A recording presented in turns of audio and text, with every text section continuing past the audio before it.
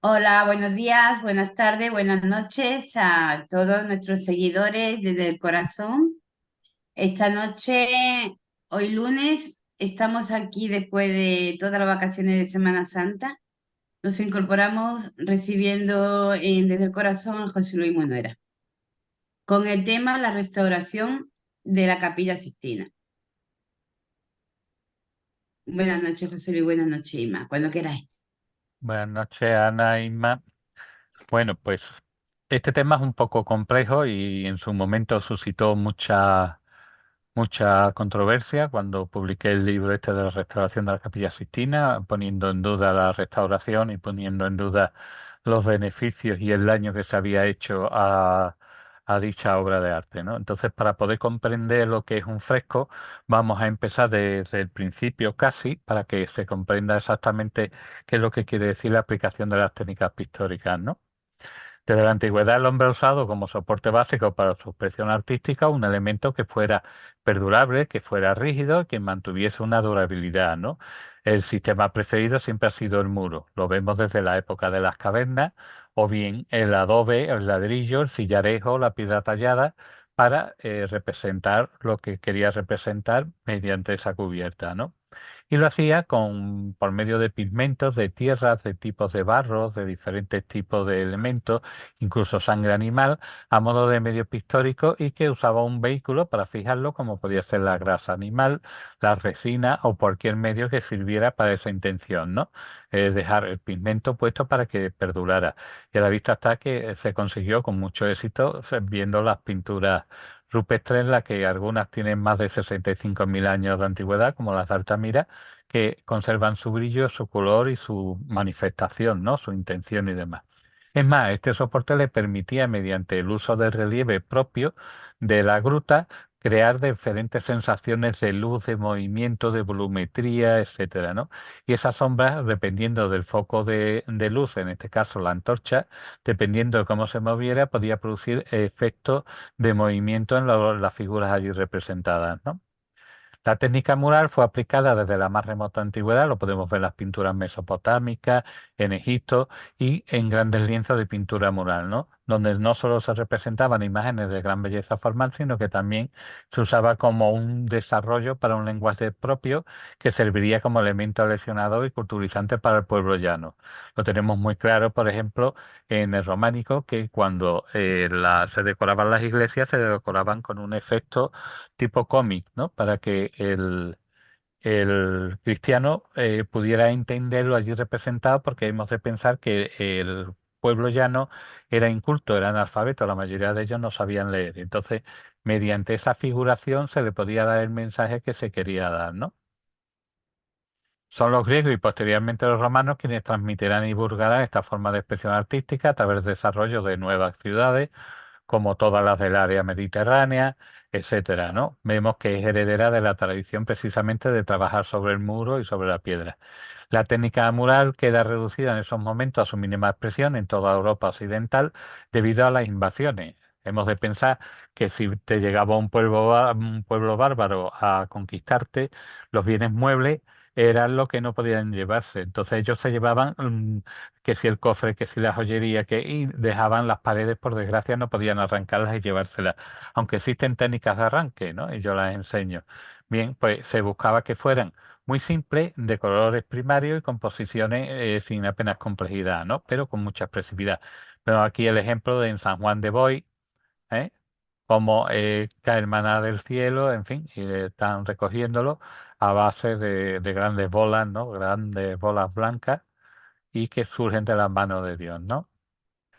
Será en el gótico donde adquirirá una mayor elegancia, como por ejemplo tenemos aquí en este país, en la Catedral de Pamplona, llegando a su cumbre del Renacimiento, donde alcanzará su cima artística de la más alta, con pintores como Manteña, Rafael de Sancio o el mismo Miguel Ángel, que revolucionarán las diferentes técnicas con sus nuevas aplicaciones, sus nuevos puntos de vista, llegando al culmen, según mi criterio, que sería la Capilla Sixtina, ¿no? Que es la base de este breve estudio que vamos a hacer. Durante el barroco se desarrollarán técnicas nuevas, más coincidentes con el gusto de la época para posteriormente ir decayendo hasta casi desaparecer, ¿no? Un claro ejemplo lo tenemos en el Palacio Real de Madrid con los frescos de Tiepolo, etcétera, ¿no? A veces nos podemos encontrar en los manuales de historia del arte que confunden la pintura al fresco y la pintura al seco. Entonces son términos que se usan de manera equivocada y que aquí vamos a intentar explicar, ¿no? Sobre todo porque son la base de la pintura mural. La pintura al fresco, entendemos por pintura mural al fresco a toda aquella pintura de muro que se ejecuta sobre una preparación en fresco, es decir, sin fraguar donde el intonaco o el revoco, que es la parte que nosotros damos sobre la que va a caer la capa pictórica, debe estar aún húmedo para que los pigmentos sean aplicados con posterioridad y se aglutinen con el mismo, es decir, lleguen a formar parte de ese revoco que nosotros hemos creado.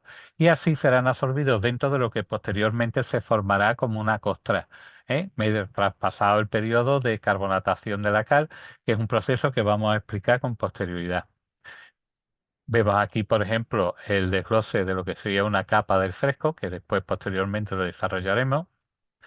La pintura seca hemos de entender que es aquella que se ejecuta sobre una preparación o revoco seco y cuyos pigmentos se fijan al muro mediante un aglutinante en el que van disueltos mezclados.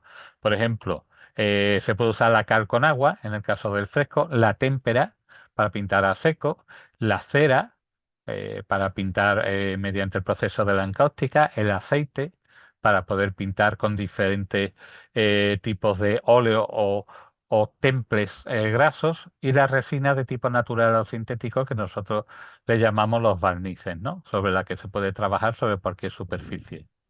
Y la pintura mixta, que es el caso que aquí nos atañe, que es la Capilla Sixtina, en la que en realidad Miguel Ángel no hace un fresco, sino que hace lo que se denomina un mezzo fresco. Es decir, una vez realizado el fresco en su base y completado, se finaliza seco. Es decir, que Miguel Ángel, una vez que terminó la Capilla Sixtina mediante la técnica del llamado buen fresco, es decir, el fresco bueno, el fresco real, después lo que aplicó fue una capa con cola de retazo para oscurecer los volúmenes generales. Entonces a esa forma de trabajar mixta se llama mezzo fresco o medio fresco. La ejecución de la pintura mural va a depender de los espacios arquitectónicos donde estén, de las diferentes técnicas, etcétera, ¿no? Vemos, por lo tanto, que el espacio a pintar es simple y si es simple y en franjas horizontales que ocuparán tan solo un piso de andamio, se le llamará la puntata de Ponteggio, ¿no? Que significa andamio en italiano. Sin embargo, cuando las dificultades de la ejecución de la obra lo requiere, el espacio se divide en fragmentos. Esos fragmentos los vamos a denominar jornada o giornata en italiano, que es el tiempo de trabajo que se utiliza para realizar cada fragmento, mientras se mantiene húmedo y antes de su carbonatación. Por ejemplo, aquí podemos ver perfectamente cómo está delimitada la zona que ha trabajado el pez ¿eh? de Jonás. Pues esto sería una jornada, una jornada. Vemos aquí a su vez cómo está el angelote y esta parte de la capa y se puede ver la línea que lo delimita. Eso sería otra jornada. A la vez vemos también la pierna, vemos una línea. ¿Por qué? Porque al trabajar en fresco, cuando tú estás pintando en el periodo que tú puedes, que suele durar entre 5 o 6 horas, aunque con la lucha dice que es a partir de la cuarta hora cuando se puede aplicar, realmente puede durar hasta la sexta hora, séptima hora. Después ya no admite porque está empezando el proceso de carbonatación, que ahora veremos en qué consiste, y ya no admite la pintura, ¿no? Pero resulta que si tú acabas la pierna, esta zona que tú has puesto la tienes que eliminar de una jornada para otra, haciendo que quede cosido un enlucido con otro en la siguiente jornada, ¿no? Vemos aquí un corte transversal de cómo sería la pintura mural al fresco, que lleva una capa gruesa, ahora veremos los grosores que tiene, que sería el arrichato, una capa sobre la que va a funcionar, que sería el intonaco, una capa de pictórica, que es la que será absorbida por el intonaco y formará parte de la piedra, y una costra que la realizamos mediante una capa de carbonato cálcico sobre la superficie de manera transparente, a modo de barniz final del fresco. Vemos aquí, como hemos explicado, cada una de las capas. Hemos de decir que la primera capa, la parte gruesa, el arrichato, se hace con cal y arena, pero arena gruesa, arena de peso. El reboque fino, el intonaco, se hace con cal apagada y arena fina, pero arena fina muy bien tamizada. Pero esa arena también la podemos cambiar por polvo de mármol, lo podemos cambiar por marmolina, por sílice, etcétera, que es lo que le va a dar un brillo muy determinado a las partículas de sílice.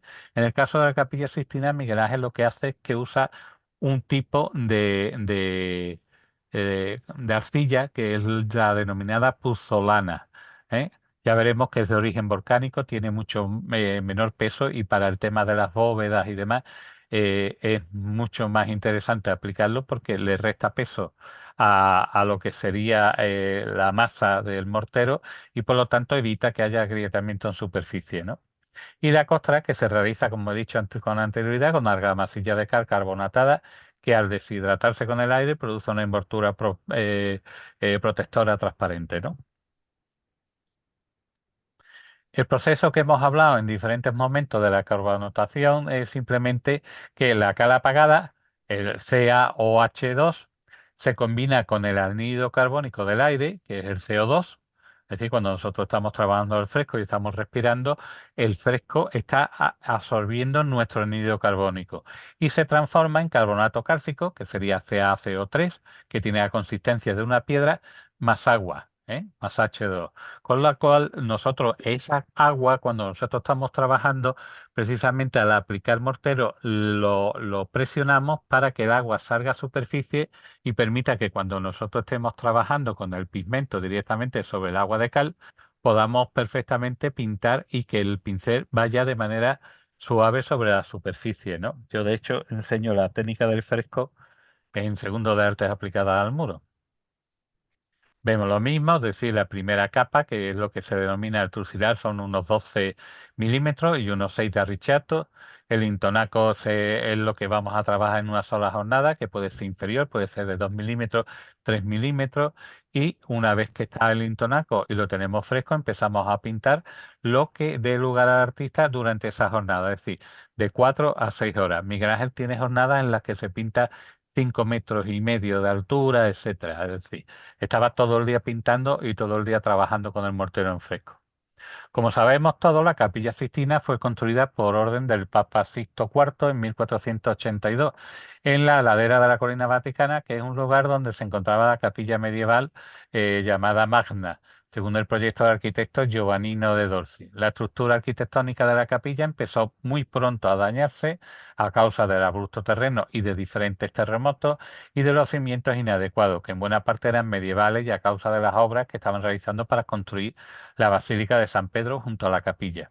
Las gravísimas grietas de los muros se formaron a recorrer la bóveda, pusieron en grave peligro la estabilidad de toda la construcción y no se produjo ningún desplome significativo gracias al hecho de que la bóveda no estaba construida con ladrillos, sino con pequeños bloques de toba mezclados con cal y puzzolana, precisamente la puzzolana para rebajar el peso y que pudiera soportar bien la tensión, y vertidos sobre un encofrado provisional de madera, según el antiguo sistema romano llamada de bóveda de saco. Vemos aquí un ejemplo del tipo de bóveda que se puede observar también a lo largo de toda la Capilla Sixtina, en la que aprovecha Miguel Ángel para pintar las pechinas, ¿no?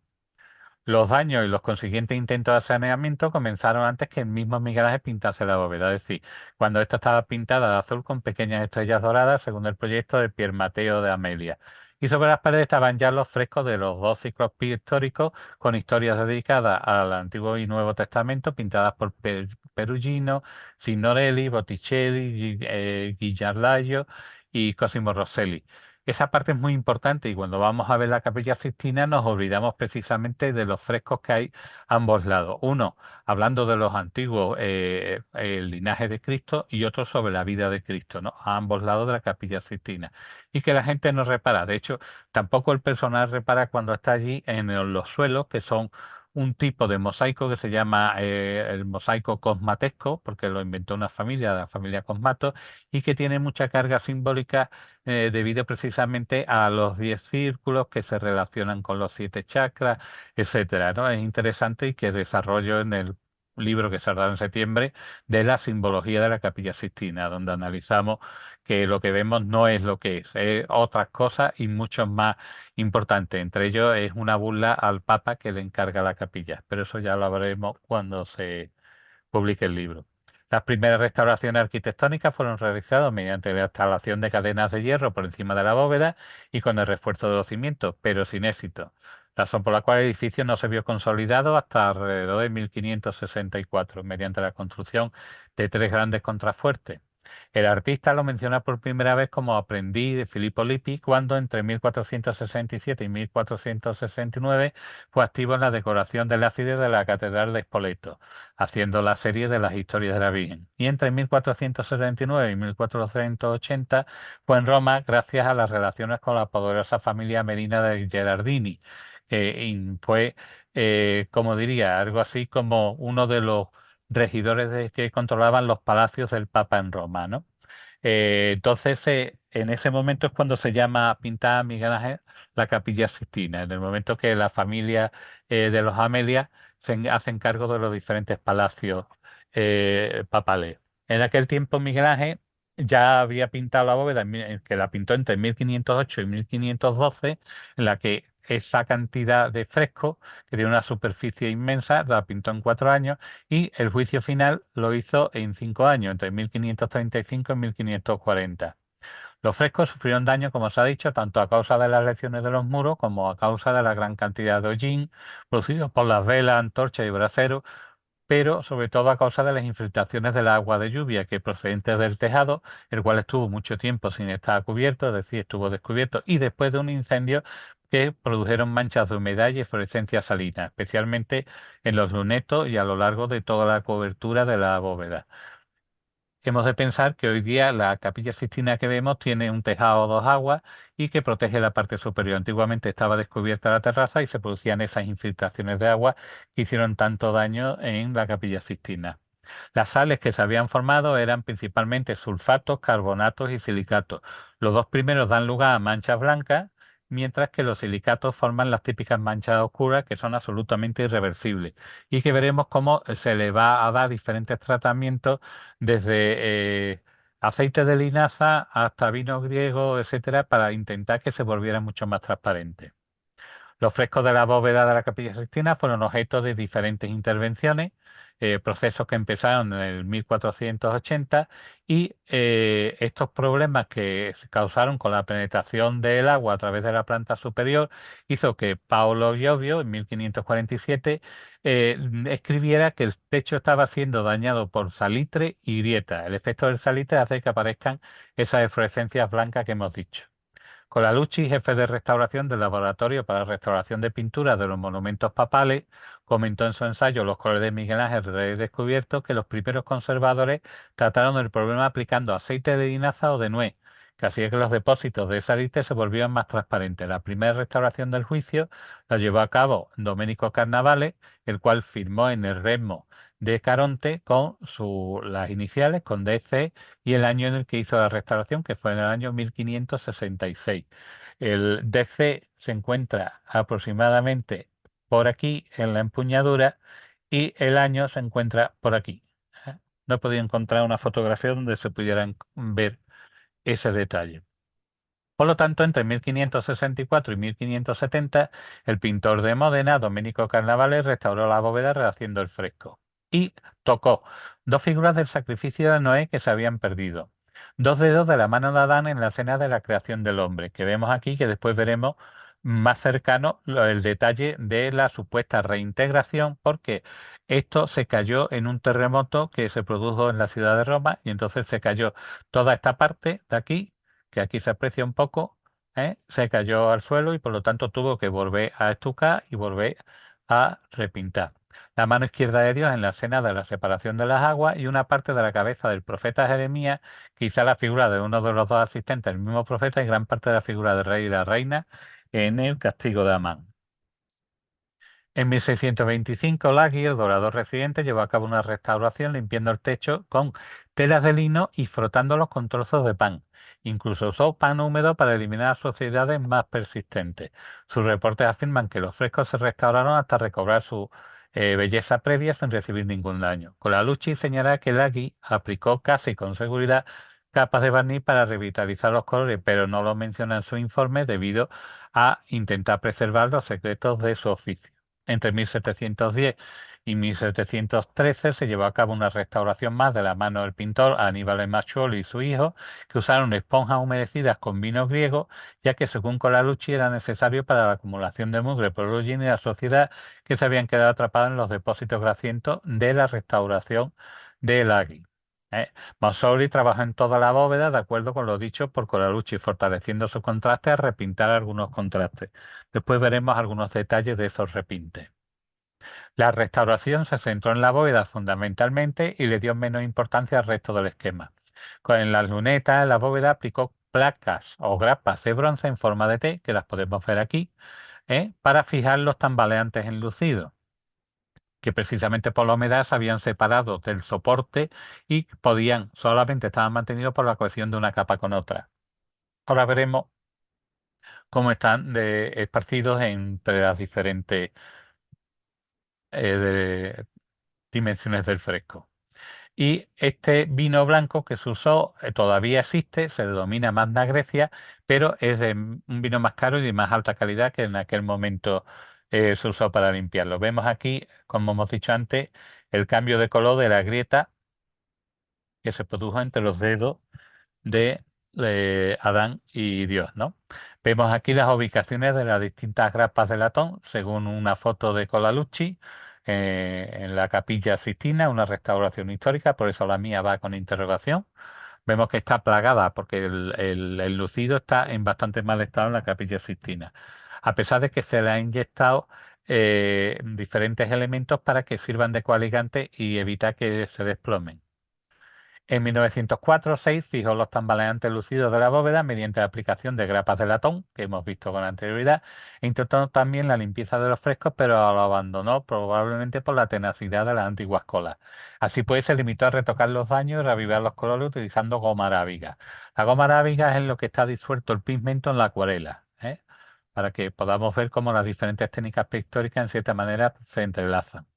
Entre los años 20 y 30 de este siglo, Biaghetti ordenó la realización de intervenciones de consolidación de los enlucidos de la bóveda mediante inyecciones de cal y caseína, la caseína láctica o caseinato de cálcico. Es un producto orgánico, la caseína, que se extrae de la leche, que es soluble en los alcalinos, en las sales solubles de bajo pH e insoluble en agua. Para hacernos y saltándonos el término técnico que puede ser un poco aburrido para aquellos que no sean restauradores, lo que hacemos es que a la leche le añadimos amoníaco. Esto se corta y produce lo que serían los diferentes tipos de caseinatos, ¿no? Aquí distinguimos entre la caseína micelar y el caseinato de calcio y vemos los diferentes tipos de valores energéticos que tiene la grasa, los hidratos de carbono, las proteínas, la sal, etcétera. La penúltima restauración fue llevada a cabo por el Laboratorio de Restauración del Museo Vaticano entre 1935 y 1938. El objetivo del trabajo era consolidar algunas áreas del intonaco en el extremo este del edificio y eliminar parte del hollín y la suciedad. Tanto en la bóveda como en el juicio final, pintado 23 años después de la bóveda, Miguel Ángel pinta el fresco auténtico con una técnica refinada apoyada en las experiencias propias de esa técnica, ¿no? El enlucido no es, sin embargo, el tradicional de arena y cal. En Roma él adapta un enlucido constituido de cal y puzzolana, que es una tierra volcánica, como he dicho con anterioridad, de la zona de Roma y que le confiere a larga masa una notable compactibilidad y un consecuente rebaje del peso, que es muy interesante para todo aquello que vayamos a trabajar en un enlucido que esté en la parte superior, es decir, que forme parte de una bóveda o de un techo.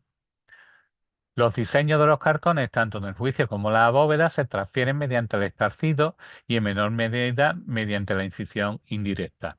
Por ejemplo, el estarcido consiste, para aquellos que no lo sepan, sobre el cartón que tienes de dibujo, hace unos pequeños agujeritos a lo largo de toda la superficie de los planos que quieras pasar. Y después, con una muñequilla y pigmento, le das encima de los agujeritos de tal manera que al quitar el papel quedan los puntitos formando la línea, como vamos a ver con posterioridad en uno de los dibujos que los veremos posteriormente. Hay además otras partes pintadas sin el uso de cartón, es decir, pintadas directamente en el mortero, como podría ser la piel de San Bartolomé en el juicio final, que Supuestamente los historiadores del arte nos hablan que podría ser un autorretrato del artista. Vemos ahí un detalle. Miguel Ángel tenía el rostro deformado por un golpe que le dio un compañero suyo, pero no creo que estuviera tan deformado como figura aquí, ¿no? En este caso fue Torrillano, que era un escultor y que gracias a que le rompió la nariz Miguel Ángel tuvo que huir, y gracias a eso tenemos obras aquí en España de bastante valor, como el San Jerónimo, que se conserva en el Museo de Bellas Artes de Sevilla, o como otras tantas terracotas que tenemos a lo largo de toda Andalucía. Como sabemos, la técnica del fresco se denomina así porque se pinta sobre un enlucido fresco con colores diluidos en agua, lo que significa que la superficie que un pintor puede cubrir en un día queda limitada al tiempo útil, con el fin de que el hidrato de calcio contenido en la argamasa, al reaccionar con el oxígeno del aire, comienza a formar carbonato cálcico que se convertirá en una piedra. Esta porción del lucido, como hemos visto con anterioridad, se le denomina jornada, y esa jornada tiene un tiempo que va desde que colocamos el intonaco hasta que empieza a absorber el anhídrido carbónico, empieza a transformarse en piedra, un periodo que va desde la primera hora hasta la sexta, incluso la séptima hora. En la bóveda Miguel Ángel pinta jornadas grandes. Las hay de 5,5 metros cuadrados cada una. Para que nos hagamos idea, 5,5 metros cuadrados equivaldría a 25 metros, ¿eh?, puestos en la pared. En el juicio final, las jornadas que hace Miguel Ángel son jornadas más pequeñas. El mortero que no se puede pintar porque ya ha pasado el tiempo, hay que eliminarlo, y por lo tanto, para poderlo eliminar tenemos que buscar que coincida o con el filo de una vestidura o con el filo de una de las líneas de contorno de la figura. Por ejemplo, vemos aquí que aquí hay una jornada perfectamente definida en el brazo de Adán. Entonces, todo lo que no se pintó alrededor tuvo que ser eliminado y posteriormente puesto en otra jornada con mortero nuevo, ¿no? Mortero fresco. Vemos aquí perfectamente cómo está delimitada la jornada, con lo cual vemos que no quiere que afecte a lo que sería el contorno de la figura. Vemos aquí los diferentes contornos de las diferentes jornadas, los agujeros en los que se apoyaron los cartones, que son estos puntitos negros, para poder, mediante estarcido, pasar el dibujo. Vemos aquí cómo quedaría después de un estarcido, en la que podemos distinguir que en el caso de Adán, Miguel Ángel lo hizo en 3 jornadas, una para el cuerpo y los brazos, otra para las piernas y una tercera para la cabeza. Miguel Ángel casi siempre suele hacer su figura en 4 jornadas, de las que reserva una única jornada tan solo para la cabeza, ¿eh? Vemos aquí cómo sería el producto estarcido. Podemos apreciar en este ejemplo que la realizó en 3 jornadas. Eh, Espérate un segundo, ahí va. Que la realizó en 3 jornadas, ¿eh? Y que, como mucho, me ha despistado que ha salido el cartelito, que quedan 10 minutos, le dedicaba una sola jornada a la cabeza, ¿no? Podemos ver aquí en detalle la maestría que tenía a la hora de trabajar, cómo cada elemento está perfectamente definido y cómo, mediante el uso de la pincelada, construye todo lo que sería la volumetría del rostro, en este caso de Adán, ¿no? Los colores, tanto en la bóveda como en el juicio, son aquellos adecuados la cal, porque el problema que tiene la cal es que su acción cáustica acaba haciendo que los colores pierdan intensidad, y por lo tanto nos encontramos con que bajan 2, 3, incluso 4 tonos. Por lo tanto, tenemos que usar colores que deriven, que sean ocres, que sean óxidos, que sean tierras, para que ese efecto sea el menor posible, ¿no? Los negros apenas se utilizan porque se acaban convirtiendo en grises, y cuando se utilizan son los que se denominan de hueso o los de sarmientos de vid quemado. El azul de la bóveda, salvo algún caso en el que se ha encontrado el lapislázuli, son azules de esmalte, mientras que en el juicio solamente hay lapislázuli, y además aplicado a seco para que no afecte y se transforme en grises. Los blancos siempre están constituidos por carbonato cálcico, a los que se le denomina blanco de San Juan o blanco de España.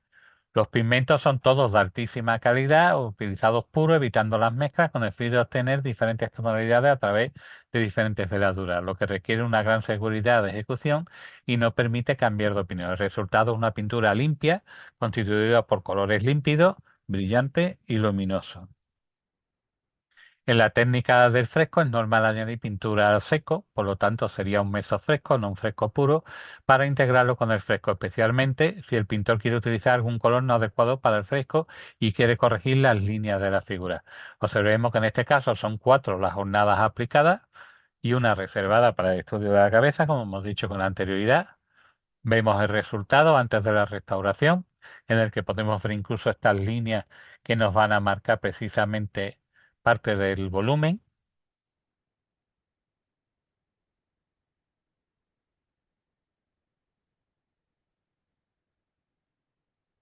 En el juicio final, por el contrario, existen muchos colores aplicados a seco, ¿no? Como la laca roja y el amarillento giallolino, y además hay algunos grupos de pequeñas cabezas pintadas directamente sobre el azul del cielo. Estos azules tan intensos son del lapislázuli, que era una piedra semipreciosa que venía de Egipto, pero que se vendía en Venecia y lo que se hacía es que el mineral de lapislázuli se machacaba y ese era el que quedaba. Claro, si se aplicaba con la cal se transformaba en gris, por eso pensamos que lo aplicó directamente con cola de retazo sin estar fresco el soporte, sino que lo aplicó a seco. Por lo tanto, podríamos decir que es un meso fresco. Y podemos ver, sobre todo en el juicio final, multitud de arrepentimientos de Miguel Ángel en la que se veía cómo había cambiado el estuco, cómo había vuelto a ponerlo, etcétera, ¿no? Lo vemos, por ejemplo, en la pierna de Jesús, cómo hay diferentes jornadas en las que ha cambiado el grosor, en fin, ha hecho diferentes intervenciones y como el fresco no se puede corregir, pues lo que ha hecho directamente es quitar el estuco. ¿Era necesaria la restauración? Que ha sido una controversia muy importante, porque el problema de la restauración que se ha aplicado es que no es irreversible, con lo cual va en contra de todos los criterios de los restauradores. Nosotros restauramos con materiales que se pueden eliminar fácilmente con agua, mientras que la aplicación de la papeta AB57 hace que sea imposible dar marcha atrás a la limpieza, entre comillas, yo digo deterioro de la Capilla Sixtina, ¿no? En 1876, Charles Heal Wilson, pintor, la encontró sucia y oscurecida por un velo de polvo, hollín y telarañas que ocupaban la superficie del fresco y la pintura de la cola, que él consideraba que la había aplicado Miguel Ángel. Opinaba que incluso retirar la suciedad podía resultar perjudicial para esa capa de cola. Y esto lo aportó en la biografía Miguel Angelo Buonarroti, un informe inapreciable, técnico, detallado, de alguien que ha estado viendo la Capilla Sixtina directamente, ¿no? Vemos la portada del libro que hizo este hombre, Charles Wilson, y nos dice, y cito textualmente, en la Sixtina muchos pies cuadrados del fresco del juicio final están rayados y desfigurados por las escaleras de apoyo para erigir un retablo, las tapicerías y el marco de trabajo en las que se apreciaban tachuelas de hierro clavadas en la pintura de Miguel Ángel, como ya hemos visto con anterioridad.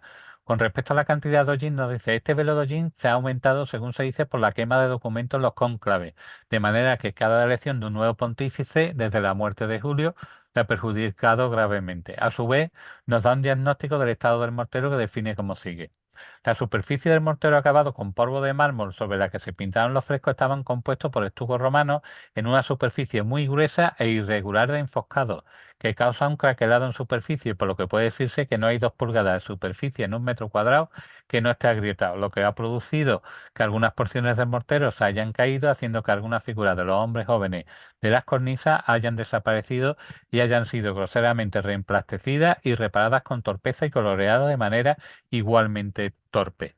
Por lo cual nos da la visión de que no solo se ha aplicado la cola de retazo, sino que además ha sufrido diferentes repintes, cosa que es, en restauración es una cosa que se debe evitar al 100%. Si nos basamos en los escritos de Vasari, nos deja claro que deja que la capilla se enriquecerá con el color y el oro porque es pobre, ¿no? Que le decía, según nos dice Vasari, que le dijo el Papa a Miguel Ángel. Y Miguel Ángel respondió con cierta sorna que en esos momentos históricos los hombres no usaban oro, siendo los pintados no destacados por ser ricos, pero sí piadosos y devotos, reforzando la teoría de Condivi, que confirma que los retoques posteriores al fraguado del fresco, como el uso normalizado de este tipo de artistas, confirmando el uso a la vez de la cola de retazo, hecha de pergamino, y una suave mezcla tapizada de color negro para resaltar los contrastes y dotar con un mayor moderado de la figura. Evidentemente, si tú has trabajado con negro al fresco, una vez que tú acabas y te bajas del andamio y lo ves, verás que la acción cáustica del fresco ha convertido el negro en gris. Con lo cual es normal que Miguel Ángel a seco aplicara una capa con cola de retazo, que es una cola hecha de restos de pergamino, etcétera, aplicara sobre la superficie con objeto de poder dar un repinte a la zona de oscuros para poder dar una mayor volumetría, ¿no? Y eso se observa perfectamente y veremos como otros pintores nos lo han dicho y nos lo han dejado por escrito, ¿no?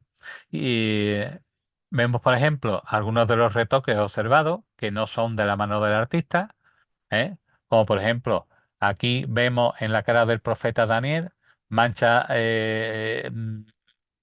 diseminadas de color marrón. En el rostro de Jeremías se observa un aspecto incoloro, casi de grises, que no tiene la maestría ni el desarrollo artístico que tiene la mano de Miguel Ángel a la hora de trabajar. En 1967, Alexander Elliot descubrió que vistos por encima del polvo y la contaminación aportada por los innumerables turistas, los frescos tenían un sorprendente brillo y claridad. En 1987, Alexander Elliot, el crítico de arte del Times y escritor, y su esposa realizaron investigaciones preliminares para la producción de un documental de la BBC, de nombre El secreto de Miguel Ángel, el sueño de todo hombre, ¿no? Al subir por primera vez a un andamio puesto por el Vaticano y conforme a lo que había diseñado Miguel Ángel, que se diseñó su propio andamio, ¿no? Y los helios se quedaron atónitos al ver cómo estaba aplicada la pincelada. Y dice así, y digo textual, casi todo lo que vimos en la bóveda de cañón procedía de la mano de Miguel Ángel. Hay zonas en la más fina y la más delicadamente incisiva maestría inimaginable. La amorosa representación de uñas, párpados y diminutas arrugas contrasta con los torbellinos de color asombrosamente transparentes hechos a buen seguro con una brocha en forma de escoba realizados con suficiente energía como para avergonzar a un samurái japonés. Es decir, la capa de retazo la aplicaba como con una escoba y eran brochazos, con lo cual un poco extraño que dijeran que era depósitos de suciedad cuando iba perfectamente para aumentar la volumetría de esa figura, ¿no? En unas posteriores declaraciones a The Harvard Magazine, en el sentido de la restauración, dijo, la continuada destrucción de los frescos como este constituye el mayor y menos justificado desastre de la historia del arte. Y eso lo dijo en 1987. En 1987, Crocetti opinaba que el estado general de la capilla podía considerarse excelente. La cola existente en zona fue aplicada en largas pinceladas, no con largos pinceles. Una tras otra, esto pudo suponer en la obra de Miguel Ángel que hizo ajustes sobre el colorido y la tonalidad de la superficie seca del fresco, lo que redunda en lo que estamos nosotros defendiendo.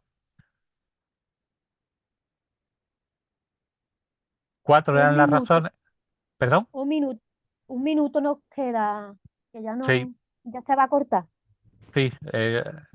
Cuatro eran las razones que se adujeron para la necesidad de la Capilla Sixtina, ¿no? La restauración. La necesidad de eliminar el problema de la contracción de la cola, descubierto en 1979. Exactamente.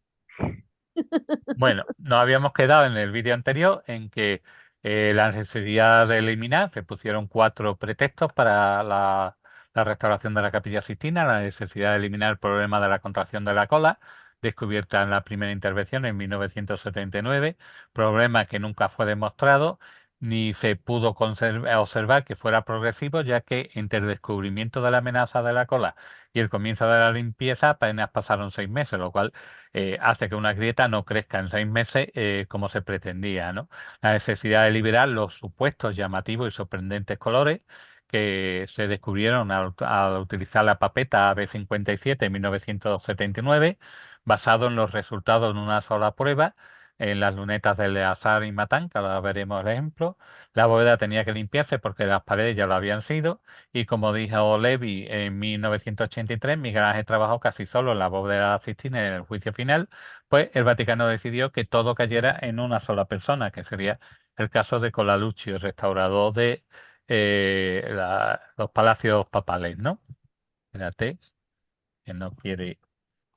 Ahora, vemos aquí en lo de Aleazar y Matán, cómo estaban antes de la restauración y cómo están después de la restauración, ¿no? Entonces, al descubrir estos colorines, Colalucci decidió que había que recuperar toda la Capilla Sixtina y entonces pues se metió en el jaleo de la restauración. La actuación de la capilla debía de ser como sigue, es decir, estudiar los frescos detenidamente, analizar los descubrimientos, utilizar las soluciones técnicas, apropiada, registrar cada paso de las operaciones con archivos, fotografías y películas, usar solo aquellos procedimientos materiales sencillos ampliamente probados, no dañinos y que pudieran deshacerse los cambios, cosa que no se ha hecho. Reparar las grietas y los daños estructurales que amenazaban la estabilidad de la pintura, sí se ha hecho. Eliminar las capas de suciedad debido a las ceras de las velas, la mugre que se habían depositado por la combustión de las velas en la capilla durante más de 500 años, sí se ha hecho. Eliminar las reparaciones de los restauradores que habían intentado contrarrestar los efectos del hollín, sí se ha hecho. Eliminar el aceite y la grasa animal usada para contrarrestar la salinización producida por el filtrado de las aguas, se ha hecho. Eliminar los cúmulos cristalinos de sal, se ha hecho. Conservar superficies que estaban en peligro de posterior empeoramiento, eh, depende, no se ha hecho por completo. Restaurar con cuidado las zonas donde el deterioro había destruido detalle y había provocado la pérdida de integridad del conjunto, no se ha hecho, se ha repintado y por lo tanto no es una restauración. Y mantener las zonas pequeñas un recuerdo físico histórico de las anteriores restauraciones. Sí se ha hecho, se suele dejar casi siempre como testigo de las restauraciones anteriores, ¿no? Un testigo de carácter histórico para que los próximos restauradores puedan ver cómo estaba antes, cómo está ahora y posteriormente a la restauración, ¿no? Sin embargo, los primeros informes reconocían que Miguel Ángel había utilizado pintura cola en los frescos y que estos habían casi desaparecido por completo. 2 años después se habló de algunos verdes y azules aplicados a seco, ya que no pudieron serlo de otro modo porque si no los colores habrían deteriorado.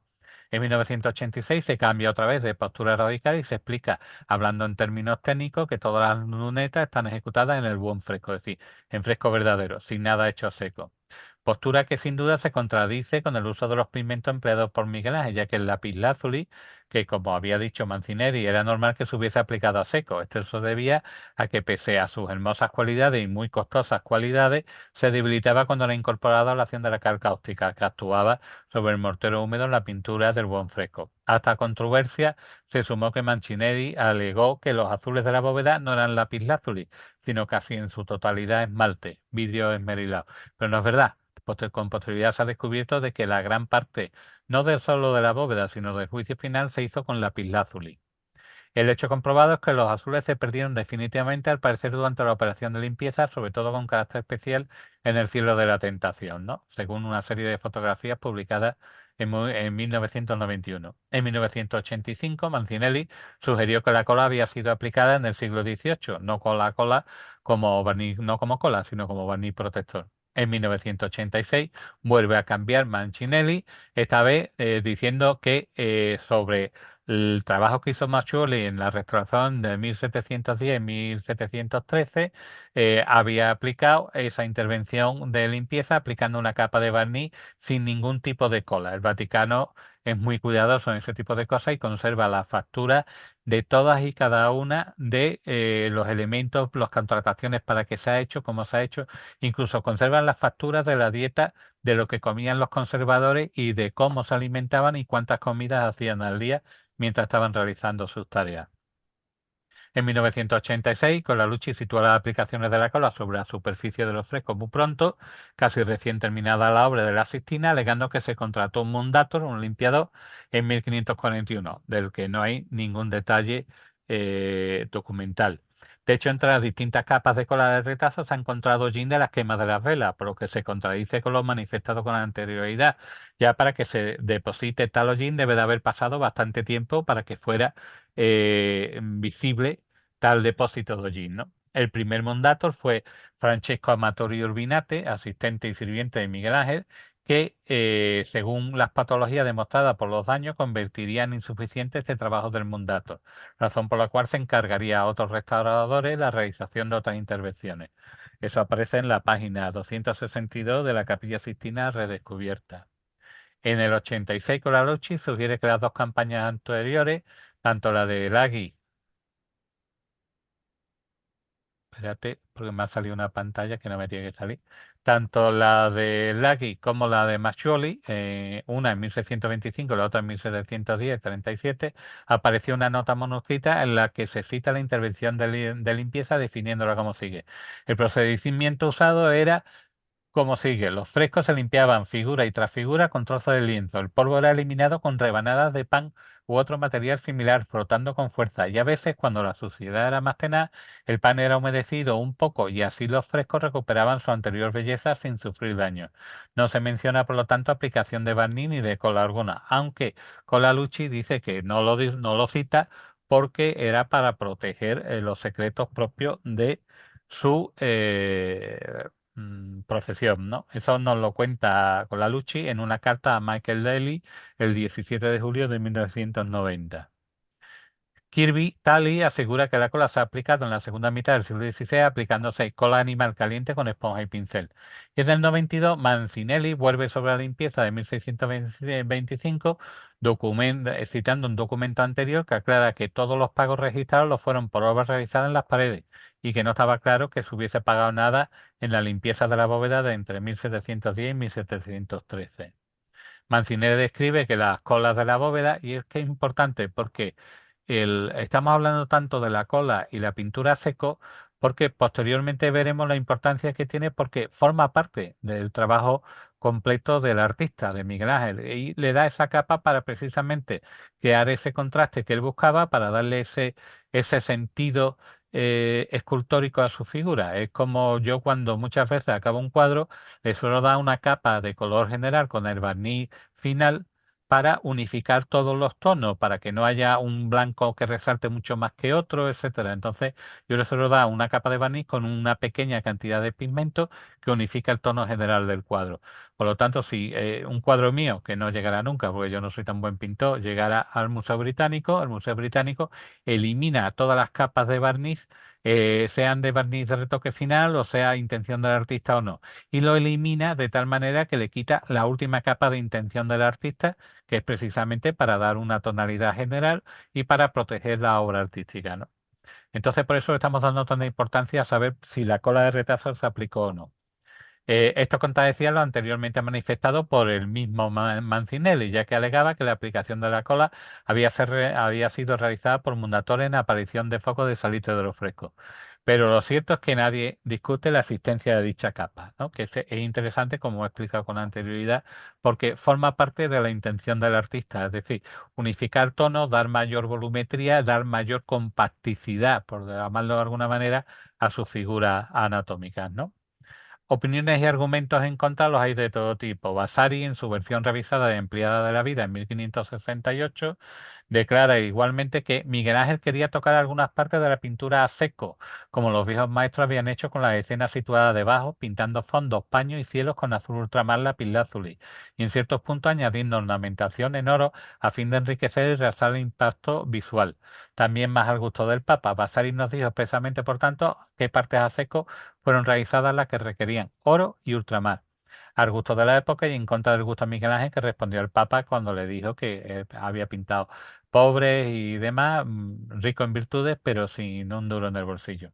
Aún así, gastó 25 ducados de oro de los 500 que recibió en totalidad en pago por los pigmentos de buenísima calidad, ¿no? Es decir, él se gastó casi un 5% en esos pigmentos que además los traían de manera exclusiva de Venecia y que era uno de los pigmentos más caros que se usaba en aquel momento, ¿no? Hoy día nosotros lo llamamos azul ultramar, es un pigmento sintético y no es el lapislázuli como tal, ¿no?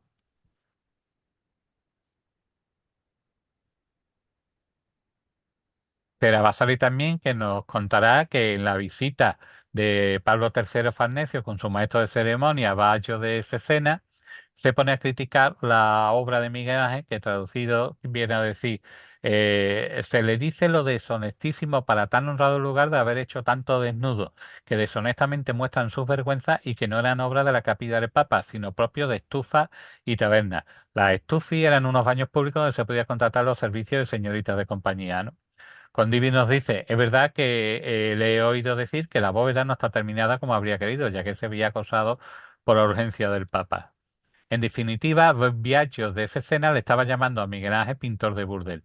Este episodio concluirá más tarde con la venganza de Miguel Ángel a retratarlo dentro de su propia obra con la figura de Minos.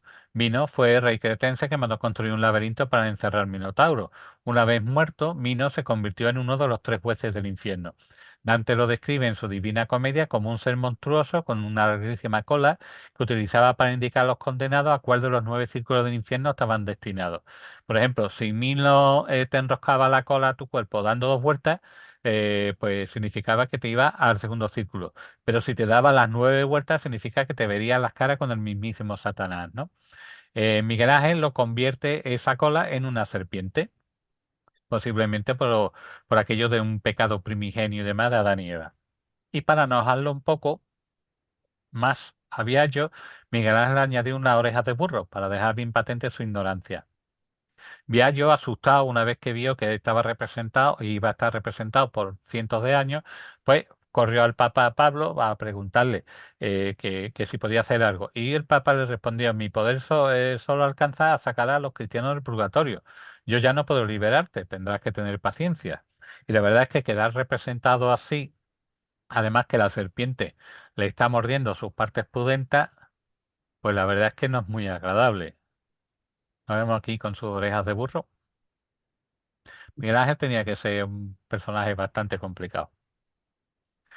Pío V avisa a Miguel Ángel que iba a cubrir su desnudo y le pide a Miguel Ángel que lo haga. Y Miguel Ángel le dice: volved a vuestra bandada de cuervos negros y a los hipócritas que os alimentan, decirles que guarden la mínima decencia de no molestarme, ya que poco tienen que esperar para lograr sus empeños. Y sabéis que yo no corrijo hombre. Entonces Pío V encargó a Daniel de la Portera, que era íntimo amigo de Miguel Ángel, cubrir las figuras de la desnudez.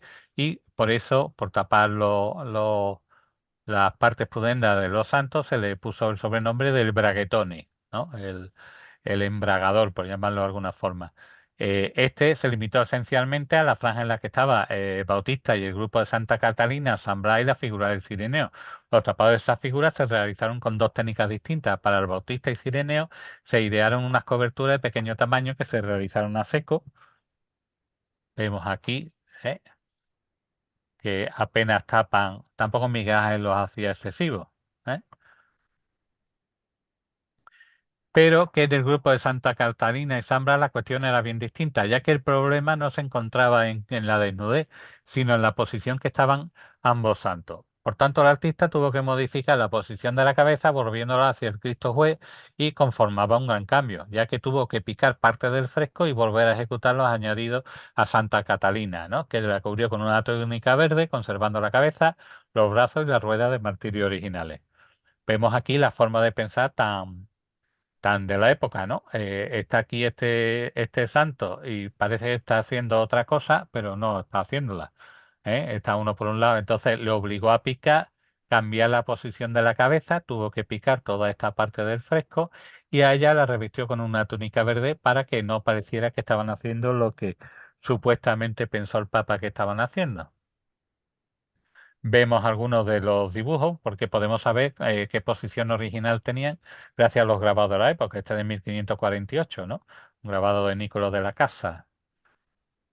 También Volterra, y a instancia del cardenal Rusticucci, dio el encargo de terminarlo a Girolamo de Fano, el cual siguió con la ayuda de Domenico Carnavale en el curso de la limpieza, en el que, como hemos dicho con anterioridad, firmó en el remo de la Conte, pero también hizo las trompetas y la parrilla de San Lorenzo, ¿no? Lo vemos aquí, Los Ángeles con las trompetas, que las repintó, y la escala, la parrilla de San Lorenzo. Las intervenciones fueron 42, Lo vemos aquí, hechas a seco y a temple. Lo vemos aquí para mayor facilidad cuál es su ubicación.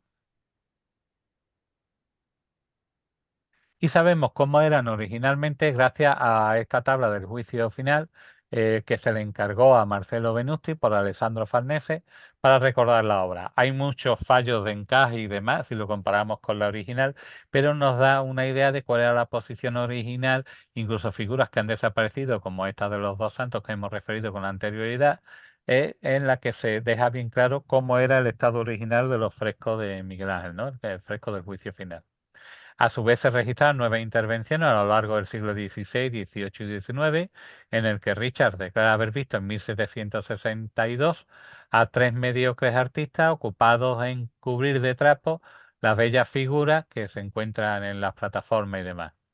También lo atestiguarán Chantal en 1766 y Stefano Pozzi y sus ayudantes. Durante el siglo XVII no hay documentos que justifiquen una restauración, pero se cree que la Academia de San Lucas aplicó un corrosivo que provocó daños en la obra aún visibles, ¿no? Y que intentó ocultarlo de manera de que suspendió la supuesta restauración. Vemos aquí el daño ocasionado en los frescos con el material corrosivo, con lo cual hace que esto fuera absolutamente irrecuperable, ¿no? Tanto las dos figuras originales de San Blas y Santa Catalina se perdieron para siempre, mientras que la capa de pintura al temple aplicada a seco se conserva la pintura original como muestra de raspado para crear una superficie de agarre para la nueva capa pictórica, ¿no? Cuando se le preguntó al responsable de la restauración con la lucha y sobre el criterio para quitar los paños añadidos por Volterra, este contestó: fue un argumento estrictamente histórico, crítico, no religioso. Después de la restauración de la bóveda, hubo un congreso del Vaticano en el que se consultó sobre la cuestión. Unos estaban a favor de quitarlo, otros de dejarlo, pero se encontró un camino intermedio, diferenciando los paños del siglo XVI, los del siglo XVIII y los del siglo XIX. Se estableció que los primeros tenían una fuerte carga histórica porque estaban ligados al Concilio de Trento, que da una orden precisa y documentada de corregir el juicio final, y en los de los siglos posteriores no había esa carga histórica y fueron retirados porque se hizo prevalecer el criterio estético. Los paños son 44 en total, la mitad del 16 sí, que se habían mantenido, y la otra mitad del 17 y 18, que desaparecieron todos menos 4, que se han dejado como testimonio de aquellas intervenciones tardías. Vemos el resultado de una cosa y otra. Miguel Ángel aparece en el que otra vez este periodista de la BBC nos dice, porque este tuvo la suerte de poder subir al andamio la copia del andamio que utilizó originalmente Miguel Ángel y pudo ver los frescos casi cara a cara, ¿no? Y nos dice: el color se fundía fácilmente al tocarlo con el dedo humedecido y estaba formado por un negro finalmente molido, mezclado con una cola de retazo hecha probablemente de acuerdo con el uso de la época con recortes de pergamino. Las sombras de los paños han sido retocadas con soltura y solidez, aplicando color a la cola al igual que las sombras de los fondos. El pelo de las cabezas y las barbas de muchas de las figuras están acabadas con color a la cola de retazo, pero si así se ven reforzadas las sombras, otras partes están tratadas con el mismo material e incluso porciones del fresco que han sido recubiertas con cola de retazo sin mezcla alguna de color, precisamente porque la fuerza de los dibujos a la acuarela aumenta los lavados de la goma. Estos retoques, como era costumbre entre todos los maestros de la época, constituyeron el proceso de acabado, como dice Condivi, cuando alude a él en la historia de estos frescos, la última mano. Evidentemente todos ellos fueron realizados al mismo tiempo y por tanto cuando el andamio estaba en su sitio. Eso es evidente. Masson, que es un muralista americano, nos dice: se ha perturbado la anatomía y se ha destruido las relaciones de luz y sombra. Nosotros los artistas encontramos ahora defectos anatómicos y cambios en el escorzo que resultan inaceptables para el ojo. El doctor Feldman, un destacado historiador de arte de Nueva York, expuso una teoría que sacudió al mundo del arte. Cuando la primera fase de la restauración fue revelada, el doctor Feldman presentó una petición para detener temporalmente la limpieza. Tenía 14 destacados artistas que firmaron ese manifiesto en contra de la restauración, viendo los daños que se habían ocasionado con la misma. Sostuvo que los restauradores estaban destruyendo los frescos de la eliminación de capas de claroscuro aplicado por Miguel Ángel. Su premisa se basa en fotografías detalladas de antes y después de la restauración. Concentrándose en una figura en particular, el doctor Feldman comparó la musculatura y dimensión de la figura en ambas fotos y señaló que la profundidad ahora era considerablemente menor, al igual que el estudio anatómico de la musculatura de la imagen restaurada, restaurada era más completa que la de posterior a la restauración. El doctor Feldman alegó que el brillo de los frescos que se dieron a conocer no era lo que Miguel Ángel había previsto. El doctor Feldman utilizó otra obra de Miguel Ángel como ejemplo de su paleta de colores típicos y afirmó que la paleta de color Miguel Ángelo se inclinó hacia los colores oscuros y sombríos. El grupo detrás del doctor Feldman dijo que los colores revelados por los restauradores no fueron los propios de Miguel Ángel. Después veremos por qué ocurre esto, porque saltan unos colores muy vivos. El doctor Beck, también historiador de arte, al igual que el doctor Feldman, consideró que la restauración estaba eliminando algo que Miguel Ángel había aplicado, aunque el doctor Beck no llega al extremo de presentar una petición para una orden judicial, cosa que sí hizo Feldman. El doctor B propuso que algunos de los barnices de cola que se encuentran en los frescos del techo son aplicados por Miguel Ángel para lograr un efecto escultórico. Los historiadores del arte en el equipo del Vaticano no estaban de acuerdo. Eliminaron todas las capas de cola que encontraron en el techo. Otro historiador, Elliot, de acuerdo con el doctor Beck, propuso además que la veladura con cola de retazo aplicada por Miguel Ángel fue concebido con una capa de tono o veladura tonal, como yo he explicado anteriormente que solemos hacer los artistas, argumentando cómo pudieron los depósitos de hollín procedentes de las velas y los braseros organizarse para ponerse de acuerdo con los diseños del artista. Es decir, donde había una luz, allí no se depositó ningún pigmento con cola. Donde había una sombra, sí. Por lo tanto, no se puede adjudicar ¿cómo diría yo? A que el hollín tiene una preferencia por una parte o por otra. Cuando se mancha por completo y punto, ¿no? Así lo niegan también los propios dibujos preparatorios del artista para la boda, que se muestran más volumétricos. ¿Cómo puede el hollín causar esos contornos? Otros escritores fueron menos aduladores, como Andrew Wadsworth, del periódico londinense Independent, que expresó su mayor preocupación. Parece que hay pocas dudas que la parte de los techos de Capilla Sistina se pintaron a seco. Esto es otra vez que el mortero se ha secado, pero los restauradores decidieron que era necesaria una limpieza radical, dada la cantidad de suciedad que se había acumulado, en particular debido a la cera de las velas. Por ello que el techo tiene ahora un aspecto curiosamente limpio por dentro, con un bonito color, pero sin sabor. Un efecto poco parecido al de la intensidad sensual de la escultura de Miguel Ángel. ¿eh? Wilson nos vuelve a decir que no puede haber duda de que casi todas estas obras contemporáneas y solo una parte había prueba de la intervención de una mano posterior e inecta. El color de la cola se agrietó cuando se agrietara el estuco, pero aparte de ese detalle, los retoques tienen características todas de la obra original. En este sentido, Donizetti nos dicen, estas se produjeran, la cola habría penetrado en ella y les habría llenado por completo o bien recubierto los bordes, en cuyo caso las grietas serían de mayor tamaño, cosa que no ocurre en la Capilla Sistina. En segundo lugar, se descubrió fortuitamente un fragmento de fresco, el de un ignodi que no tenía cola, posiblemente el reparado por Carnevale en 1565-1566, pero dejo de contradecir lo expuesto por Wilson, apoya la teoría de que Miguel Ángel aplicó a determinadas partes de cola con pigmento para reforzar volúmenes y unificar criterio volumétrico. Y en tercer lugar, también alegó los restauradores que se encontraron partículas de suciedad de hollín debajo de la capa de cola, lo que demostraba que la capa de cola pudo no haber sido aplicada por Miguel Ángel. Pero esto es absurdo, porque si tú tardas 4 años en hacer un fresco, cuando vas por la mitad han pasado 2 años. Y por lo tanto, en esos 2 años, y teniendo en cuenta que la Capilla Sistina se seguía haciendo culto y se seguía haciendo lecciones de papa, era muy posible que el hollín se hubiese depositado, porque cuando llegaba al cuarto año y habías acabado, tenías que volver a aplicar la cola al principio, es decir, lo que se pintó hace 4 años, con lo cual es absurdo alegar que había partículas de hollín, porque era normal que hubiera partículas de hollín entre una capa y otra, ¿no? El artista, además, cuando trabajaba, tenía que tener algún tipo de iluminación, ya que el andamio tapaba la luz natural de los lunetos y ventanales, ¿no? Entonces, no es descartable tampoco que esos mismos braseros y incluso candelas produjeran el hollín que estaba entre una capa de retazo y otra, ¿no? Bien, esto no tiene...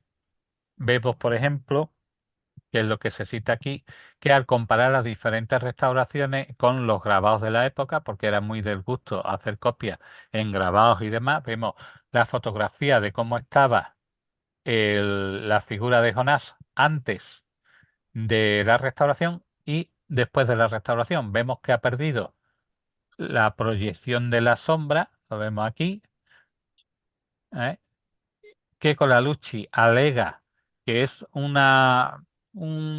capricho de Login, y sin embargo vemos grabados de la época, por ejemplo este de Rados entre 1805 y 1810, donde queda perfectamente definido la sombra proyectada. En este otro también, en un dibujo de Conca entre 1823 y 1829.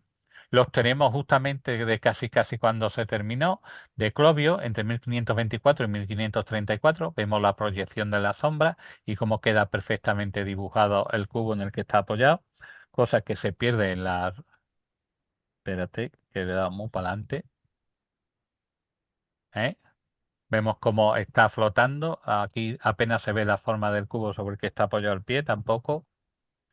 O este de Ficini en 1886, que también nos indica que había una proyección de sombra. Como eso, podemos ver multitud de ejemplos que gracias a la aplicación de esa papeta, pues se ha perdido. Por ejemplo, el estadio antes de la restauración y después de la restauración, en el que vemos que se han perdido gran parte de los contrastes y gran parte de la definición de las figuras, ¿no? Llegando incluso a perderse algunos de los elementos del fondo.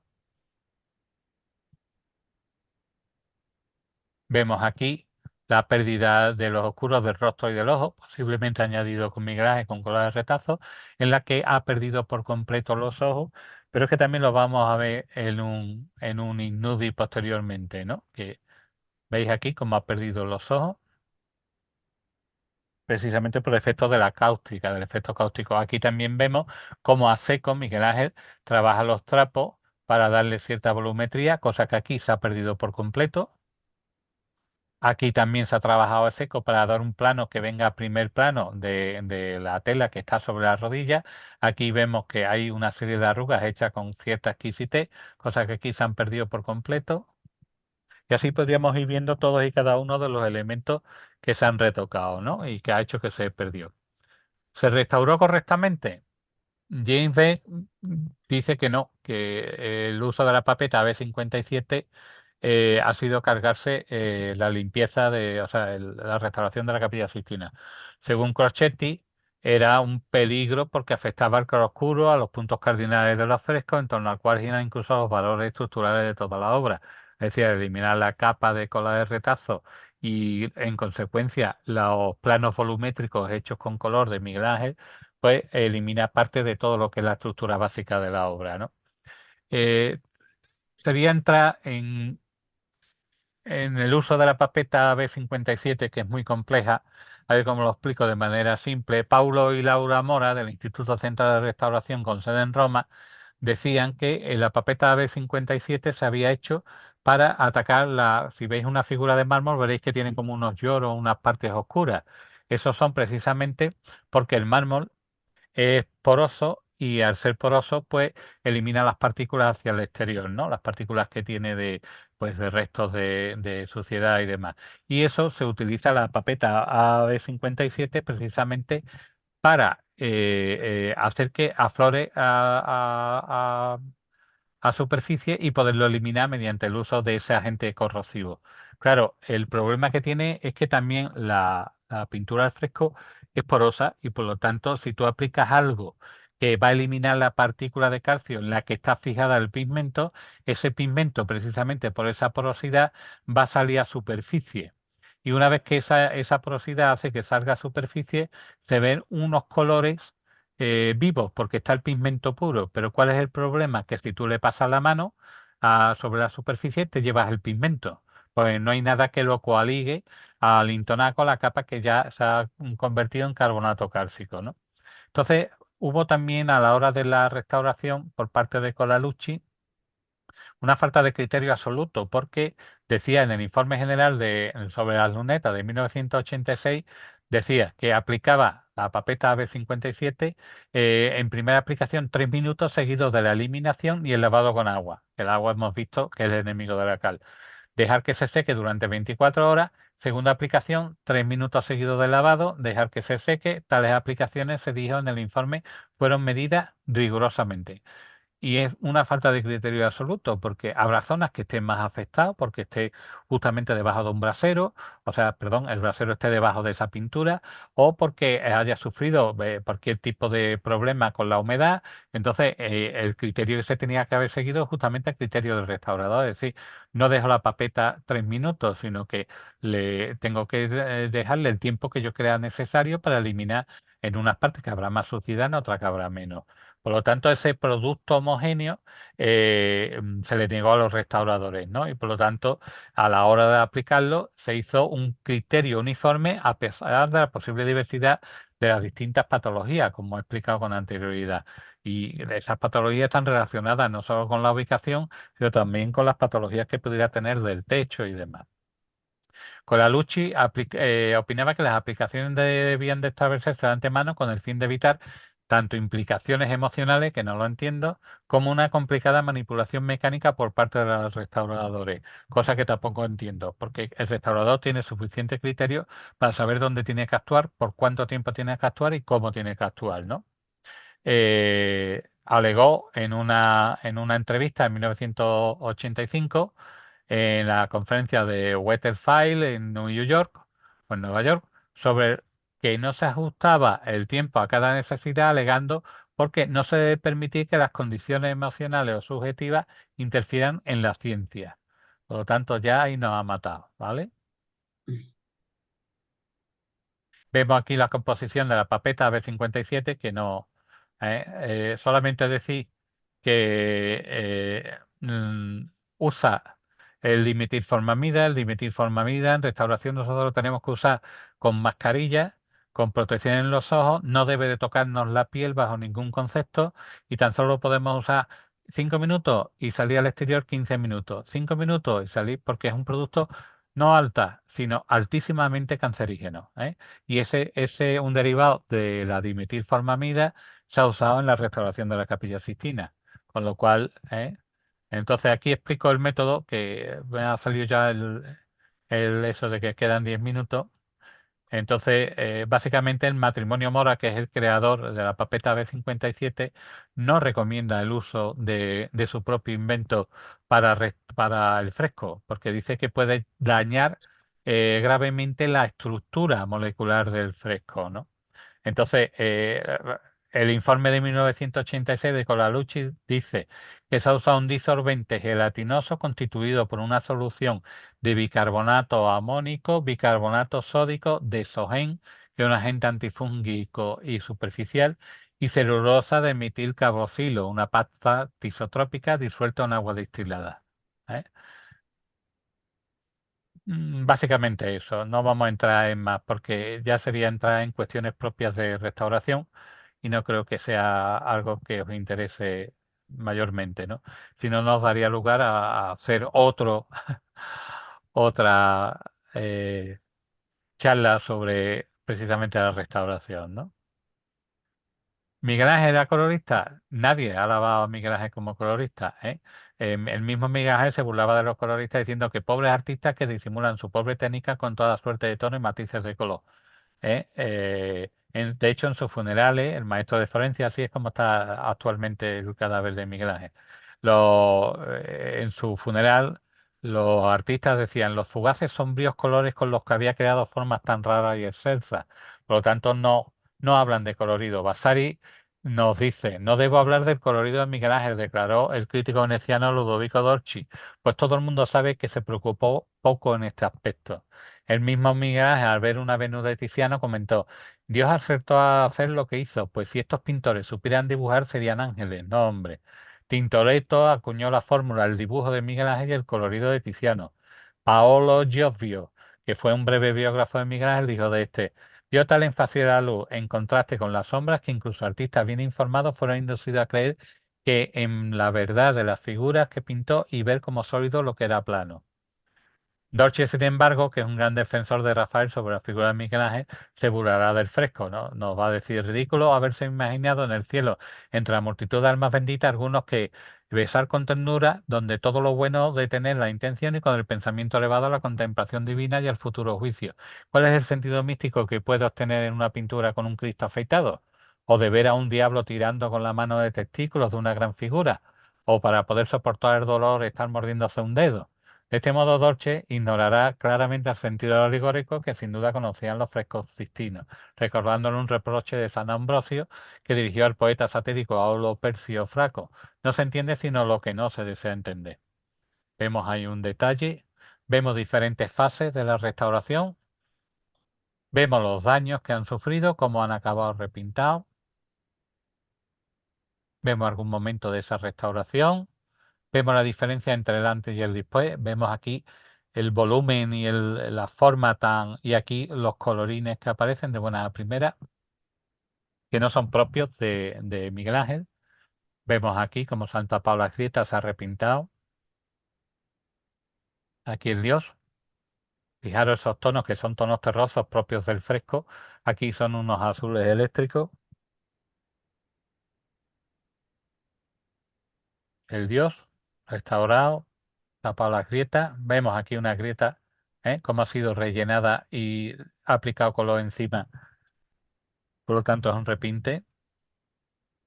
Vemos al Dios exactamente igual.